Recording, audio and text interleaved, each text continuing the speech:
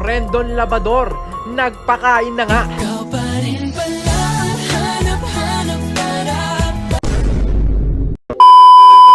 So ayan mga kaibigan, at eto na nga ang sinasabi ko, Rendon Labrador, nagpakain na nga.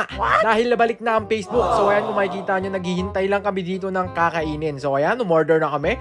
At ang dami namin chinika. Teka nga, parang may nagkwekwentuhan dito ah. Parang, ay mo, nakita tayo, nahuli tayo ni Ate. Pasensya ka na. So ayan, nakikita nyo ngayon dito at yan na, inilabas na ang unang patikim. Ang tawag dito appetizer, guys. Ayan, Rendon Labrador, sinimulan ng kumain. So eto na, dumating na ang aming pang hot pot. Kasi malamig ang panahonis ngayon, mukhang may bagyo. At ayan, napaso si ate. Masakit yan, ate. Kala mo ha. So ayan, nilagyan niya ng tissue para hindi siya mapaso kasi nagmamadali, kinakabahan kasi nakita niya ang dalawang poging magkapatid na Labrador brothers. So ayan, niready na po. Ayan, nire-ready na, sobrang daming in-order ni Rendon Labrador. Hindi ko alam bakit ganito kami mag-celebrate. Sobrang daming karne, pero diet pa rin yan guys ha. Hindi namin kinakalimutan yung pagda-diet dahil alam niyo naman, healthy kami yun. Ikaw pa rin pala, hanap-hanap harap. Pangiti-ngiti lang, Rendon Labrador, pangiti-ngiti lang sa isang tabi. So ayan, kung makikita nyo dito, ayan oh, sarap! Mamen, sobrang dami, Rendon Labrador, sobrang big time mo talaga. Ibang klase ka mag-celebrate.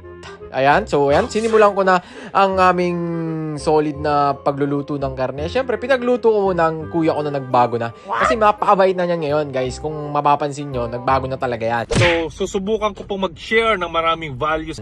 Ayan, oh. Ang dami, oh. Sabi ko, tol, wag na masyadong damihan yung pag-order kasi baka hindi natin maubos. Siyempre, sayang din naman yan kung hindi natin maubos.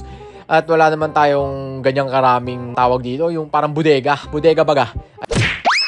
Ayan o, ang dami. Sobrang hindi na magkasya yung in-order ni Rendon Labrador. Kaya ayan, tingnan nyo. Kumuha pa na isang mesa. At umorder pa siya ng barbecue. Ayan o, inimekos-mekos mo ang barbecue. Ayan o, meron pang isda.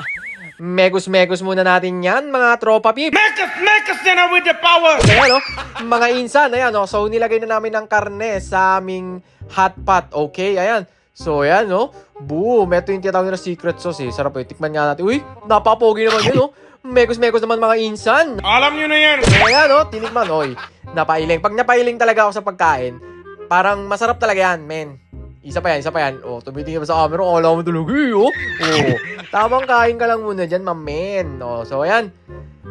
Sobrang dami. Busog na ako, guys. So, naglagay pa ng gulay ang aming mga kasamahan. Gulay. Yan, sobrang daming order talaga, men. Hindi ko na, ewan ko ba dito. Mahirap din pala dito nagsi-celebrate si Rendon Labrador kasi ang daming in-order eh. So ayan oh, secret sauce, masarap to eh. Ano to eh, parang may garlic flavor. So ayan, may mga juice pa dyan pero hindi namin trip yung juice kaya wala kaming ano dyan, hindi namin ginalaw yan. So sa ano na lang yan, sa mga staff na lang yan.